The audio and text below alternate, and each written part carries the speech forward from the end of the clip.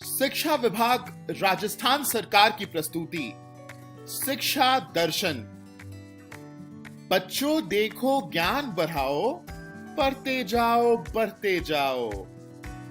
DD Rajasthan पर सोमवार से शनिवार क्लास 1 से क्लास 12 तक, क्लास 9th और 10th के लिए 12:30 से 1:30 बजे तक, क्लास 11-12 के लिए दोपहर 1:30 बजे से 2:30 बजे तक और क्लास 1 से 8 के लिए 3 बजे से 4:15 तक। नमस्ते दोस्तों, राजस्थान सरकार के शिक्षा दर्शन प्रोग्राम में आप सभी का एक बार फिर से स्वागत है। आज के इस वीडियो दूरदर्शन के माध्यम से क्लास 6, क्लास 7 और क्लास 8 की पढ़ाई करेंगे।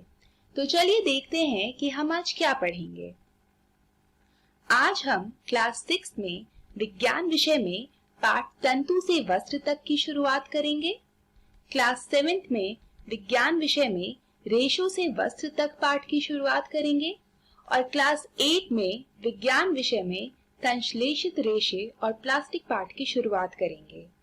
दोस्तों, आप सबसे उम्मीद है कि आपने अपनी कॉपी और कलम अपने साथ रखी होगी और आप सभी पाठ को पढ़ने के क्रम में जरूरी बातों को नोट भी करते जाएंगे। तो चलिए शुरू करते हैं आज का एपिसोड।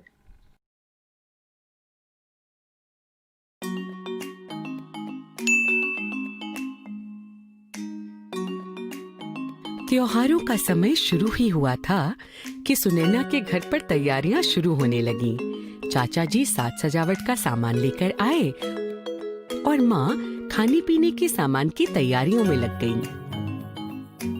पिताजी घर की साफ सफाई में जुट गए। इस चहल पहल के बीच सुनैना अपनी गुड़िया हाथ में लेकर घूम रही थी। उसने अपने छोटे भाई मुकुल को खेलते देखा और पूछा, चाची जी कहाँ है मुकुल? सुनैना दीदी, माँ अपने कमरे में कपड़े सी रही हैं। ये सुनकर सुनैना भागकर चाची जी के पास गई। चाची चाची, आप मेरी मदद करोगी? हाँ सुनैना, बिल्कुल करूँगी। बताओ क्या बात है? बहुत सारे त्योहार आ रहे हैं और घर पर सब लोग नए कपड़े ला रहे हैं। मुझे भी अपनी गुड़िया के लिए तरह तरह के नए कपड़े बनाने हैं। इसमें मुझे आपकी मदद चाहिए होगी। मैंने अभी बहुत से कपड़े सिले हैं। इनमें से ढेर सारी कतरन बची है। हम कतरन से तुम्हारी गुड़िया के लिए नए कपड़े बना सकते हैं। ये लो कतरन से भरा थैला। इसमें से जो पसंद हो वो ले लो। अरे वाह, इसमें तो बहुत से रंग बिरंगे कपड़े हैं। हाँ सुनैना, इसमें अलग अलग तरह के कपड़े हैं, जैसे सूती, रेशमी और सिंथेटिक। तुम इसमें से किसी से भी अपनी गुड़िया के लिए फ्रॉक या सलवार कमीज बना सकती हो। यह सब कपड़े कितने सुंदर हैं चाची। इतने सुंदर कपड़े बनते कैसे हैं? सुनैना, हमारा देश भारत दुनिया भर में मशहूर है विभिन्न प्रकार के कपड़े बनाने और सजाने के लिए। भारत के हर प्रांत का पहनावा अलग अलग है और वहाँ बनाए जाने वाले कपड़े भी अलग प्रकार के होते हैं। सूती, रेशमी, मखमली, हर तरह का कपड़ा बड़ी छोटी फैक्ट्री और कार्यशालाओं में बनता है। सुनैना, अगर तुम कपड़ों को ध्यान से देखोगी तो मालूम पड़ेगा कि हर कपड़ा धागों को बुनकर बना होता है। अरे हाँ, ये तो ऐसा लग रहा है कि धागों की चटाई बना रखी हो। चाची, यदि कपड़ा धागों से बनता है तो ये धागे आते कहाँ से हैं? सुनैना के इस सवाल का जवाब देने के लिए चाची अपनी सिलाई मशीन से धागा निकालकर उसे और पतले भागों में खरोंचती हैं और सुनैना को दिखाती हैं। सुनैना, ये जो छोटे छोटे रेशे नजर आ रहे हैं जो इस धागे से निकल रहे हैं, उन्हें तंतु कहते हैं। इन तंतुओं से धागे बनाए जाते हैं और फिर उनसे कपड़े का उत्पादन होता है। यह तो बड़ी ही दिलचस्प बात है। मैं अपने दोस्तों को भी बताऊंगी। पर चाची, मैंने तो कभी तंतु आसपास नहीं देखे। क्या यह भी किसी खास जगह पे बनते हैं? सुनैना, विभिन्न प्रकार के कपड़ों को बनाने के लिए इस्तेमाल होने वाले तंतु विभिन्न जगहों से मिलते हैं। कुछ तंतु हमें पौधों अथवा जंतुओं से मिलते हैं। सूती एवं जूट पौधों से मिलने वाले तंतुओं का उदाहरण है। रेशम और ऊन जंतुओं से मिलने वाले तंतुओं का उदाहरण है। इस प्रकार के तंतुओं को प्राकृतिक तंतु कहते हैं। पहले ज्यादातर प्राकृतिक तंतुओं से बने हुए वस्त्रों का प्रयोग होता था, पर कुछ वर्षों से रासायनिक पदार्थों के इस्तेमाल से भी तंतु बनाए जा रहे हैं। इन्हें संश्लिष्ट तंतु या सिंथेटिक तंतु कहते हैं। चाची, ऐसे तंतुओं के इस्तेमाल से किस प्रकार का कपड़ा बनता है? इनसे नायलॉन, पॉलिएस्टर तथा एक्रिलिक जैसे कपड़ों का उत्पादन होता है। सुनैना, अब अपने चारों ओर देखो और ऐसी चीजें ढूंढो जिनमें प्राकृतिक तंतुओं के इस्तेमाल से बने वस्त्र हों। आपने जो साड़ी पहनी है ये सूती कपड़े की लग रही है, तो यह हुई प्राकृतिक तंतुओं से बने वस्त्र का उदाहरण। और यह जो मेजपोश है ये संश्लिष्ट तंतुओं से बने हुए वस्त्र का प्रतीत होता है। बिल्कुल सही पहचाना सुनैना, यह मेजपोश नायलॉन से बना है। बातों बातों में चाची ने सुनैना की गुड़िया के लिए एक सुंदर सी फ्रॉक भी बना दी, जिसे देखकर सुनैना बहुत खुश हुई। सुनैना ने चाची को धन्यवाद कहा और गुड़िया को उसके नए कपड़े पहना दिए। फिर सुनैना भागकर अपने दोस्तों के पास गई। समीना, मोहन, सुबीर, देखो चाची ने मेरी गुड़िया के लिए कितनी सुंदर फ्रॉक बनाई। और चाची के साथ बैठकर आज मैंने कपड़ों के बारे में बहुत सी बातें भी जानी। अच्छा, हमें भी बताओ सुनैना। मुझे ये पता चला कि हम जो वस्त्र पहनते हैं वह सब धागों से बने होते हैं, और धागे बने होते हैं और भी पतले रेशों से, जिन्हें तंतु कहते हैं। यह तंतु क्या होता है? याद है जब हम पकड़म पकड़ाई खेल रहे थे और तुम गिर गए थे, तो तुम्हारी पैंट घुटने से फट गई थी। तब कुछ धागे निकल आए थे और उन धागों में से पतले पतले रेशे निकले थे। वह तंतु होते हैं। तंतु प्राकृतिक भी होते हैं, जो कि हमें पौधों तथा जंतुओं से मिलते हैं, और संश्लिष्ट भी होते हैं, जो कि रासायनिक पदार्थों से बनाए जाते हैं। हाँ, मैंने भी अपने पिताजी से यह सुना है। वह एक कपड़े की फैक्ट्री में काम करते हैं। अरे वाह, क्यों ना हम उनसे चलकर पूछें कि तंतुओं से वस्त्र आखिर बनता कैसे है। अच्छा ख्याल है, चलो चलते हैं। और फिर सभी बच्चे मोहन के घर की ओर बढ़ते हैं, कपड़ों के बारे में और जानने के लिए।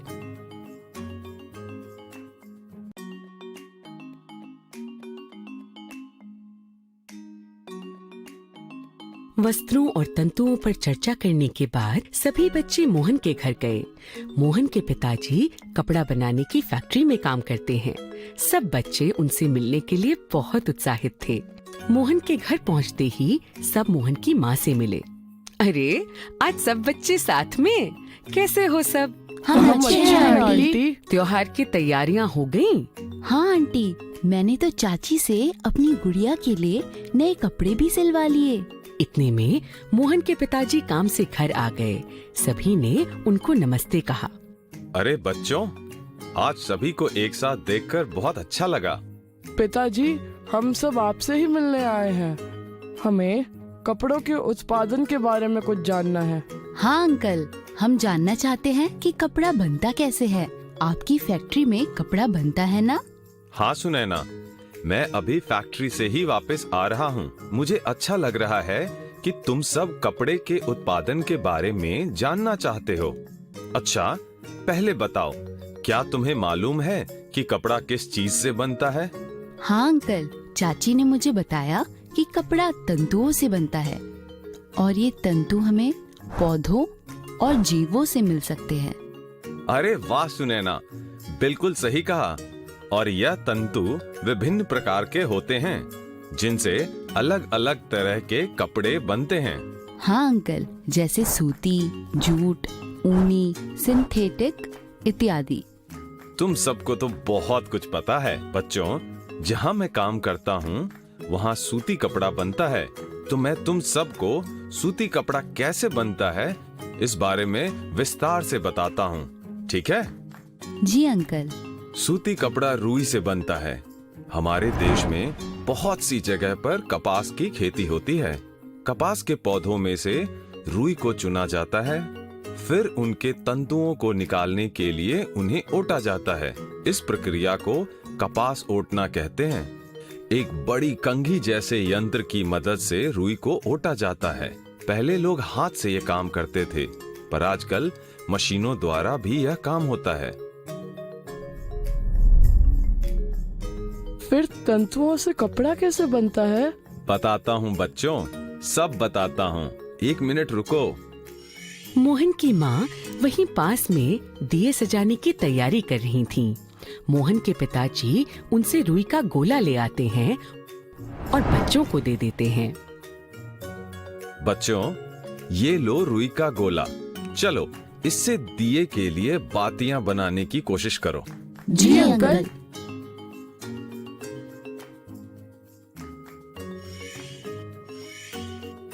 जिस तरह तुम सबने रुई को हाथों के बीच मसलकर तागा बनाया, उसे कातना कहते हैं। रुई के रेशों की कताई करके उसके तागे बनाए जाते हैं। जब बहुत सी कताई करनी हो तो ज्यादातर हम मशीनों की मदद से यह कर पाते हैं। एक बड़ी सुई जैसा यंत्र, जिसको तकली कहते हैं, उससे रुई को तागे में परिवर्तित किया जाता है। तागे बनने के बाद उनसे कपड़ा बुना जाता है। बुनाई? जैसे मेरी दादी मेरे लिए स्वेटर बनाती है, उस तरह? बिल्कुल सही कहा सुबीर। बुनाई 2 प्रकार की होती है। क्या तुम सबने कभी एक चटाई को गौर से देखा है? हाँ अंकल, चटाई तो सरकंडों को जोड़कर बनाई जाती है। सही कहा सुनैना। जिस तरह चटाई में तुम सबको सरकंडों का जाल दिखता है, उसी तरह तागों का जाल बुनकर कपड़ा बनाया जाता है। एक एक तागे को लेकर जाल बनाना? ऐसे तो कपड़ा बनने में बहुत समय लगता होगा। नहीं सुबीर, इस तरह की बुनाई करने के लिए एक यंत्र, जिसे करघा कहते हैं, उसका इस्तेमाल होता है। इस यंत्र को हाथों से भी चलाया जाता है और ये मशीनों से भी चलाया जा सकता है। अच्छा, तो इस यंत्र से कपड़ा जल्दी बनता है? जी हाँ। धन्यवाद अंकल, मुझे बहुत मजा आया वस्त्रों के बारे में यह सब जानकर। मुझे तो पता नहीं था कि जो कपड़े हम पहनते हैं वे इतने छोटे तंतुओं से बनते हैं। बच्चों, इतना ही नहीं, हमारे बापू यानी गांधी जी ने तो इस धागे और खादी के दम पर अंग्रेजी हुकूमत को बहुत कमजोर बना दिया था। वो कैसे पिताजी? बापू ने खुद अंग्रेजी कपड़ों का बहिष्कार कर दिया था और अपने चरखे से, जो कि धागा काटने के काम आता है, अपना धागा बनाते और उन धागों से बने खादी के वस्त्र इस्तेमाल करते। पूरे देश में तब स्वदेशी की लहर दौड़ गई थी और सबने अंग्रेजी कपड़ों का बहिष्कार कर दिया था। क्या बात है, अंग्रेजों के तो छक्के छूट गए होंगे। मजा आ गया पिताजी ये कहानी सुनकर। मैं इसके बारे में विस्तार से पढ़ूंगा। चलो बच्चों, आज बहुत सी बातें हो गई। गर्मा गर्म खाना तैयार है। अब सब खाना खाकर ही घर जाना। जी आंटी।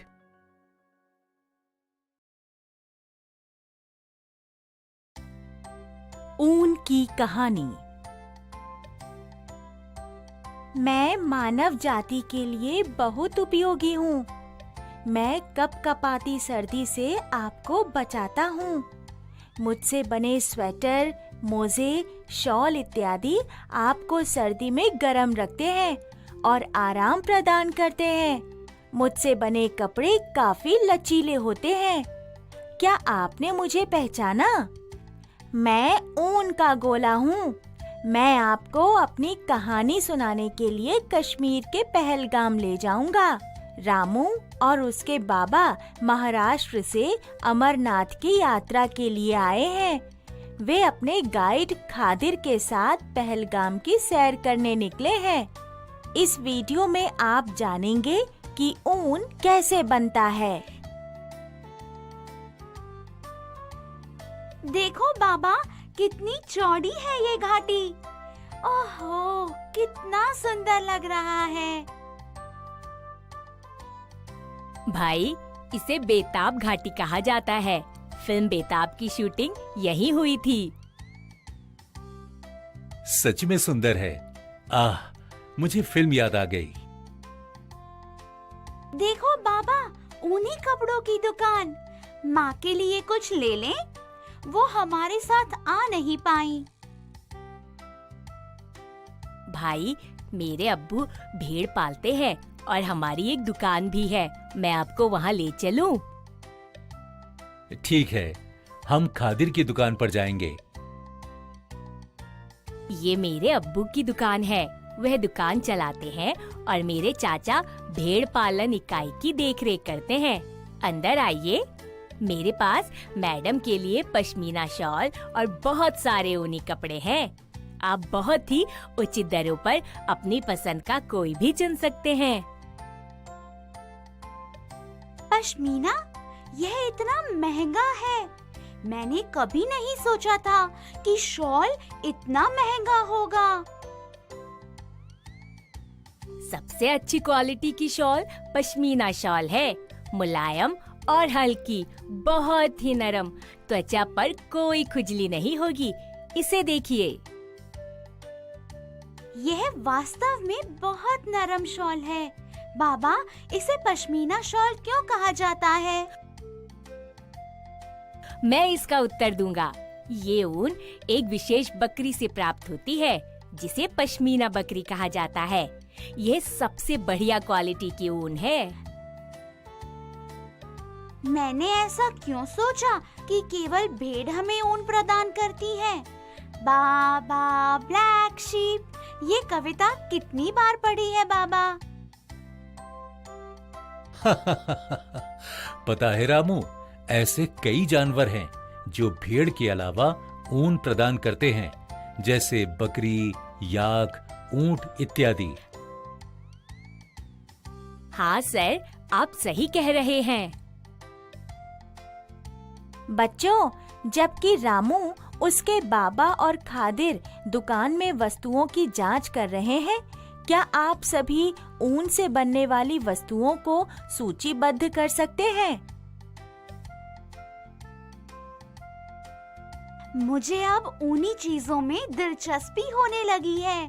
बाबा, मैं जानता हूँ कि हमने जो स्वेटर पहने हैं वे ऊन के हैं, लेकिन ये सभी इतने मोटे हैं।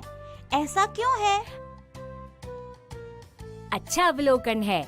ऊन की गुणवत्ता उस जानवर पर निर्भर करती है जिससे ये उत्पन्न होता है। ऊन तो जानवरों के बाल हैं। हाँ, लेकिन अलग अलग जानवरों में बालों के अलग अलग गुण होते हैं। आप सही हैं सर। एक भेड़ में भी दाढ़ी के पास खुरदुरे बाल और उसकी त्वचा के करीब मुलायम बाल होते हैं। इसलिए विभिन्न उत्पाद मोटे बालों और मुलायम बालों से बने होते हैं।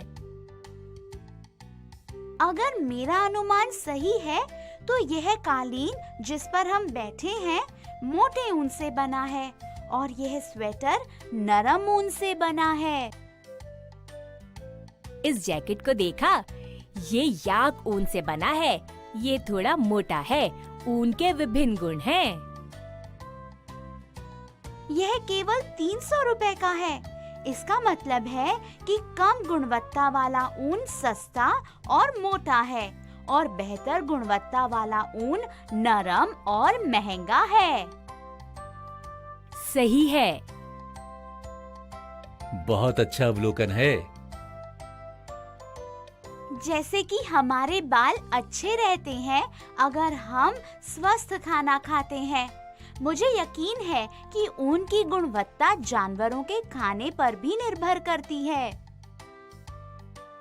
बहुत सही कहा है। हम अपने भेड़ और बकरियों को दालें, मक्के, खली और ज्वार खिलाते हैं ताकि उनके बाल या फ्लीस अच्छी गुणवत्ता का हो। एक स्वेटर में इतनी मेहनत लगती है। बच्चों, सोचो कि मैं आपको ठंड से कैसे बचाता हूँ। बाबा, भेड़ के शरीर पर छोटे से बाल इतना बड़ा ऊन का गोला कैसे बन जाते हैं? सर, आपके पास समय हो तो शाम को मेरे घर आ जाइए।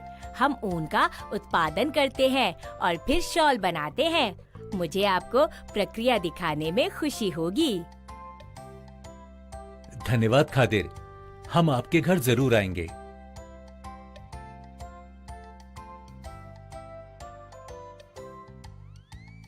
सर और रामू, आपका मेरे घर में स्वागत है। ये मेरे चाचा अहमद खान हैं।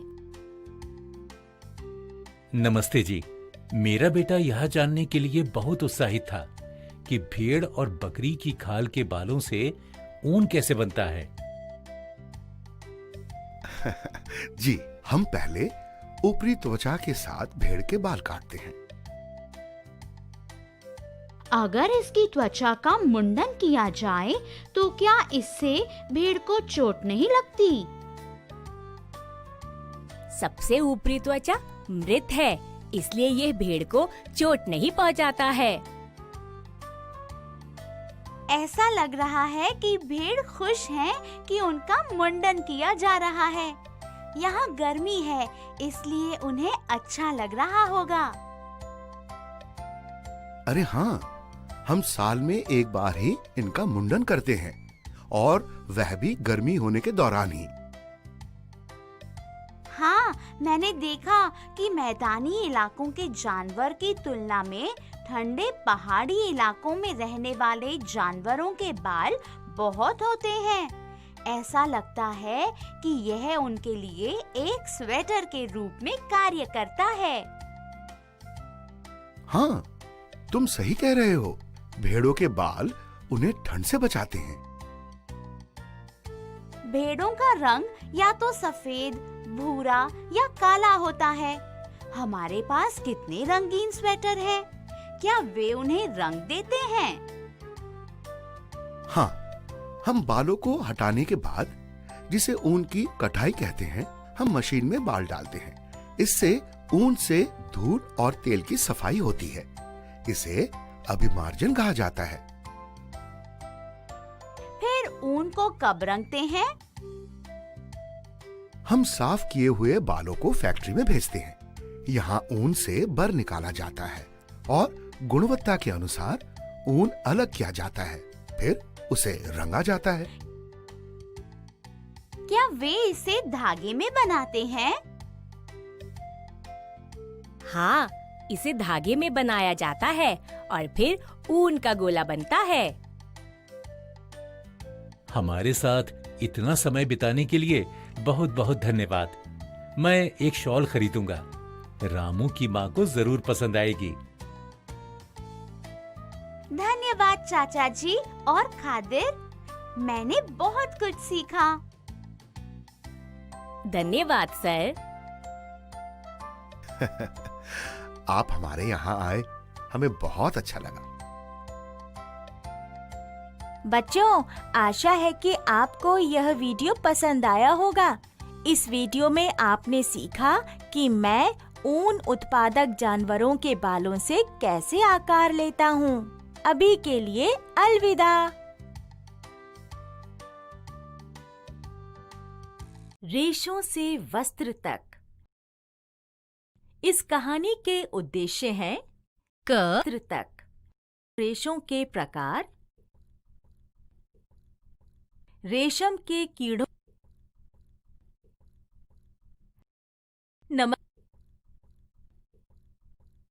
कितनी ठंड है। आप ऊनी कपड़े पहन लीजिए। आप लोगों को पता होगा कि ऊन के कपड़े कौन से जानवर के बालों से बनते हैं? क्या आपको ये पता है कि सबसे मुलायम और चमकीला रेशा कौन सा है? सही सोचा आप सबने, रेशम। क्या रेशम भी एक जानवर रेशा होता है? चलिए इस वीडियो के माध्यम से इन सवालों के जवाब ढूंढते हैं। रीना और माया अपनी छुट्टियों में अपनी दादी माँ के घर गई हैं। चलिए देखते हैं कि दोनों बहनें क्या कर रही हैं। माया को किताबें पढ़ने का बहुत शौक है। और रीना को प्रकृति में बाहर कुछ नया खोजने का। वो देखिए, रीना वहां पेड़ों के पास कुछ देख रही है। यह क्या है? लगता है ये तितलियों की इल्लियां हैं। दीदी से पूछती हूँ, उनको पता होगा। दीदी, माया दीदी, यहाँ तो आइए। क्या हुआ रीना? देखो दीदी, ये कितनी सारी तितलियों की इल्लियां हैं। रीना, ये सारे शहतूत के पेड़ हैं। देख, ध्यान से देख। पिछले साल जब मैं यहाँ आई थी तो मुझे भी यही गलतफहमी हुई थी।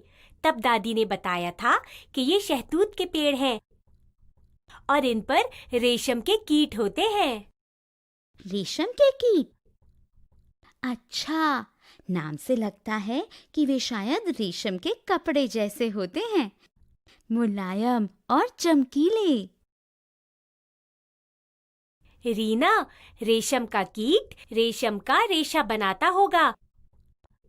जैसे ऊन का धागा हमें भेड़ों के बालों से मिलता है, वैसे रेशम का रेशा हमें इन कीटों से मिलता होगा। वो देख, शहतूत भी तो लगे हुए हैं। रीना देखती है और एक शहतूत तोड़ के आती है। दोस्तों, क्या आपने शहतूत के पेड़ देखे हैं? हाँ, सही कह रही हो दीदी। दादी ने बताया था कि रेशम के कीट सिर्फ शहतूत के पत्ते खाते हैं, इसीलिए इसी के पेड़ पर रहते हैं। बड़े नकचढ़े होते हैं। देखो दीदी, यहाँ देखो, ये कुछ अंडे भी हैं। रीना, चल हम एक प्रयोग करते हैं। सच में दीदी, बताइए ना, कैसा प्रयोग? चल, हम दादी से 2 गत्ते के बक्से लेते हैं। फिर एक बक्से में मैं कुछ अंडे रख देती हूँ और एक बक्से में तुम कुछ अंडे रख देना। फिर हम उनको पेट भर के शहतूत के पत्ते खिलाएंगे। वाह दीदी, यह तो हमारे अपने पालतू कीड़े हो जाएंगे और हम इनके जीवन चक्र के बारे में भी सीख सकेंगे। दीदी, इन इल्लियों के अंडों को ध्यान से उठाना। माया बहुत ध्यान से कुछ टहनियों को काट लेती है और पहले बक्से में रख देती है। चल रीना, अब इन छोटे छोटे अंडों को भी अपने अपने बक्से में रख देते हैं। दीदी, यह अंडे कितने दिनों में इल्ली बन जाएंगे? अब हम स्वयं ही देख लेंगे रीना कि रेशम के कीट के अंडों से कितने दिन में इल्ली बाहर निकलती है। दोनों बहनें अपने अपने बक्से में बहुत सावधानी से कुछ काले रंग के अंडों को रख देती हैं। मैं अपने बक्से को यहीं बाहर रख देती हूँ। और मैं अंदर रख देती हूँ। अगले दिन। दीदी, क्या कुछ हुआ आपके बक्से में? अरे रीना, इतनी जल्दी थोड़ी ना, कम से कम 2-3 हफ्ते लगेंगे। अच्छा दादी, 2 से 3 हफ्ते? रीना और माया रोज उन अंडों से इल्लियों के आने का इंतजार करती हैं। 2 हफ्ते बाद। दीदी देखो, मेरे बक्से में जो अंडे थे, उनमें से छोटी छोटी इल्लियां बाहर आ रही हैं। मैं जल्दी से जाकर शहतूत की हरी पत्तियां ले आती हूँ। पर मेरे बक्से में जो अंडे हैं, उनमें से तो इल्लियां नहीं निकली। तुमने अपना बक्सा बाहर गर्म वातावरण में रखा था और मैंने अंदर, है ना? हाँ दीदी, कहीं ऐसा तो नहीं कि अंडों से इल्ली को बाहर आने के लिए गर्म वातावरण चाहिए होता है? हाँ रीना, ऐसा ही लगता है। तितलियों के अंडों को भी तो एक गर्म स्थान की आवश्यकता होती है, चल मैं भी अपना बक्सा बाहर रख देती हूँ, फिर देखते हैं क्या होता है। 2 हफ्ते बाद। मैंने अभी अभी उन इल्लियों को देखा दीदी, वे सारी पत्तियां खा गई हैं। मुझे लगता है हमें और पत्तियां डालनी पड़ेंगी। दोनों बहनें रोज दोनों बक्सों का निरीक्षण करती हैं। माया के बक्से में भी गर्म वातावरण में रखने से अंडों में से इल्लियां निकल आई थीं। और कुछ 1 हफ्ते बाद, ये देख रीना, तेरे बक्से वाली इल्लियां खा खा के कितनी मोटी हो गई है, और मेरे बक्से वाली इल्लियां तो अभी भी दिन भर बहुत सारे पत्ते खाती रहती हैं। दोनों बहनें हंसने लगती हैं। 2 और हफ्ते बाद। दीदी ये देखो, मेरे बक्से में ये इल्लियां कोकून जैसी बन गई हैं। मुझे याद है जब कक्षा 4 में हमने तितली का जीवन चक्र समझा था, तो इल्ली ऐसे ही कोकून में बदल जाती है। रुक रीना, मैं अपनी विज्ञान की पुस्तक लेकर आती हूँ। ये देखो रीना, यहाँ इस चित्र के अनुसार रेशम का कीट अपने आसपास एक जाल बुन लेता है और कोकून में बदल जाता है। देखो दीदी, ये कोकून इन पत्तों की टहनियों से जुड़ गए हैं। क्या ये इनके जीवन चक्र की एक और अवस्था है? हाँ रीना, ऐसा ही लगता है। चल अब हम रोज मेरे बक्से का निरीक्षण करेंगे। देखते हैं कि इल्ली कोकून में कैसे बदलती है। दोनों बहनों ने रोज माया के बक्से का ध्यान से निरीक्षण किया। 1 हफ्ते बाद। दीदी दीदी, ये देखो, इल्लियां कैसे अपना सर एक सिरे से दूसरे सिरे तक हिलाकर कुछ धागे जैसा निकाल रही है। चल दादी से पूछते हैं। दादी ये देखिए, ये इल्लियां ऐसा क्यों कर रही हैं? बेटा, ये इल्ली अपने आसपास कोकून बुन रही हैं। हाँ, और ये 8 अंक के जैसे अपना सिर हिला रही हैं। क्या ये धागों जैसी तार ही रेशम होती है? हाँ बच्चों, इन रेशम के धागों से ही रेशम का कपड़ा बनता है। रुको, मैं तुम्हें अपनी एक बहुत खास रेशम की साड़ी दिखाती हूँ। वाह दादी, कितनी सुंदर साड़ी है। बच्चों, एक साड़ी बनाने के लिए हजारों कोकून की जरूरत होती है।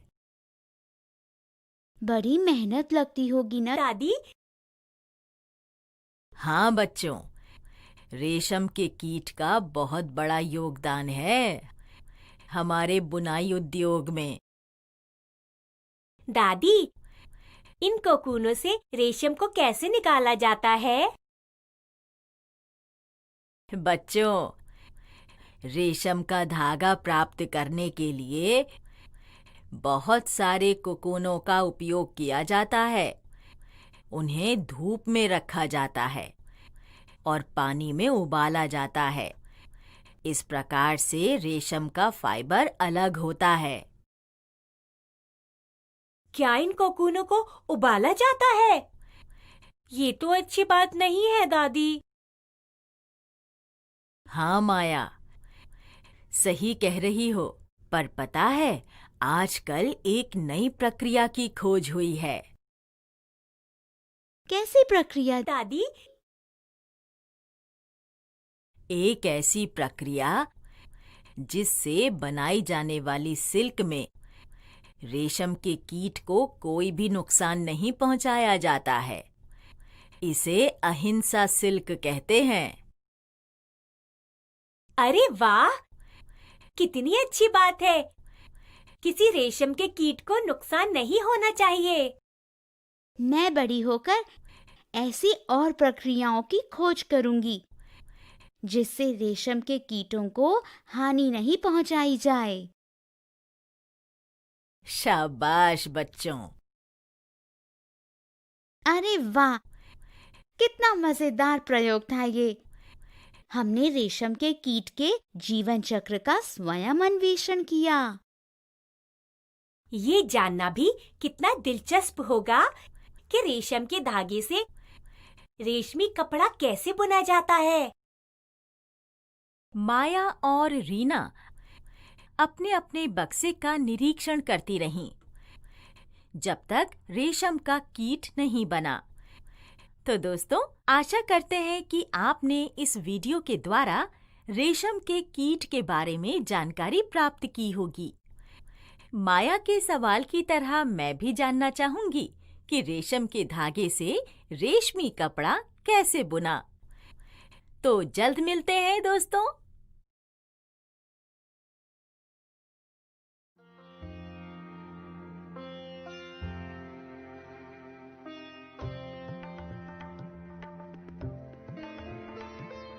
सानिया, ये एक 13 साल की 8वीं क्लास में पढ़ने वाली लड़की है जिसे नई नई चीजों के बारे में जानना पसंद है।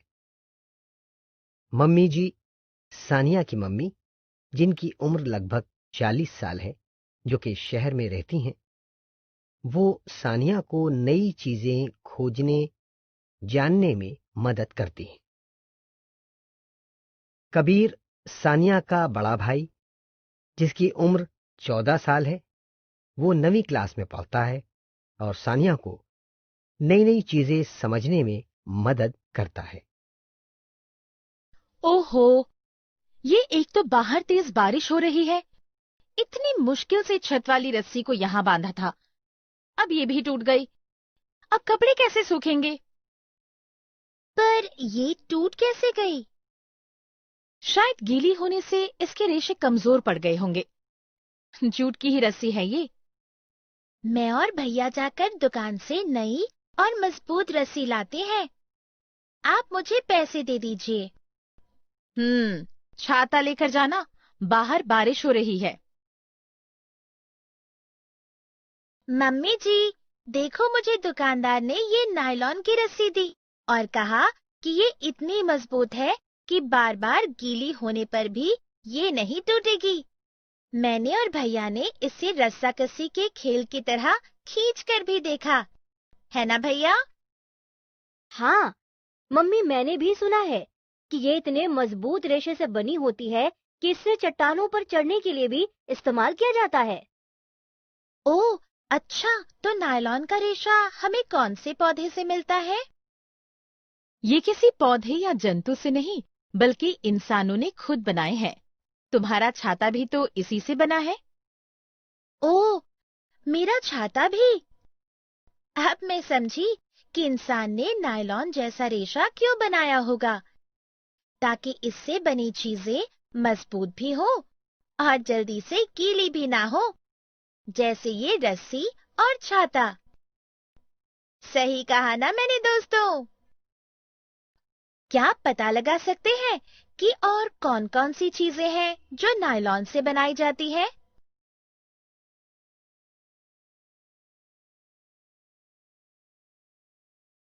भैया, इसके अलावा भी कई रेशे होंगे जो इंसानों ने बनाए होंगे।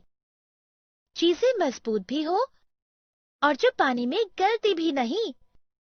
चलो माँ के नए कपड़ों के बक्से में देखते हैं। हाँ जरूर, चलो। पिछली बार त्योहार पर मम्मी ने रेशम की साड़ी खरीदी थी, जो कि मेरे रेशम के सूट से महंगी थी। मगर इन दोनों की कीमत में इतना अंतर क्यों है, जबकि दोनों ही रेशम के हैं? सानिया, दुकानदार ने तुम्हें नकली रेशम दे दिया। मतलब उसने हमें धोखा दे दिया क्या? नहीं सानिया बेटी, ये रेशम जैसा दिखने वाला इंसान का बनाया रेशा है। तुमने इसके बारे में पढ़ा भी होगा अपनी विज्ञान पुस्तक में। दोस्तों, क्या आप इस नकली रेशम के रेशे का नाम मुझे याद दिलाने में मेरी मदद करेंगे? बताइए।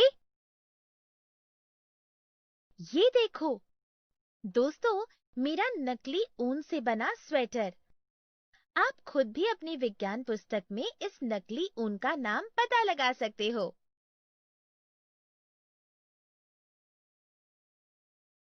ये मेरा टेरिकॉट का कुर्ता पिछले दीपावली में मम्मी ने मुझे पहनने भी नहीं दिया। टेरिकोट पॉलिस्टर का ही एक रूप होता है और वो जल्दी आंख पकड़ लेता है, इसलिए नहीं पहनने दिया।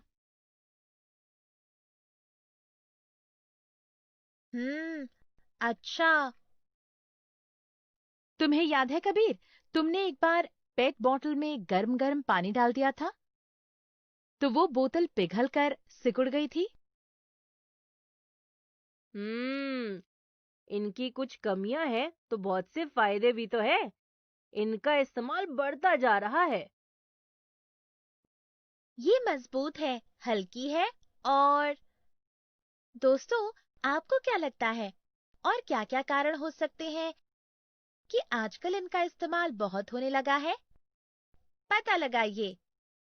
मम्मी, मुझे एक बात जाननी है कि आग बुझाने वाले कर्मचारी कौन से रेशे के वस्त्र पहनते हैं जो कि आग नहीं पकड़ पाते? उन कपड़ों पर मेलामाइन नाम के प्लास्टिक की परत होती है। ओह, हाँ, हमने जब मेलामाइन के बर्तन खरीदे तो उन अंकल ने भी बोला था कि ये ESI प्लास्टिक है जो अधिक ऊष्मा सहन कर सकती है। इसे थर्मोसेटिंग प्लास्टिक कहते हैं। हमारे घर में ESI कई चीजें, बिजली स्विच, बर्तन के हत्थे, इस तरह की प्लास्टिक से बने हैं। दोस्तों, क्या आप ऊष्मा से पिघलने वाली प्लास्टिक का नाम बता सकते हैं?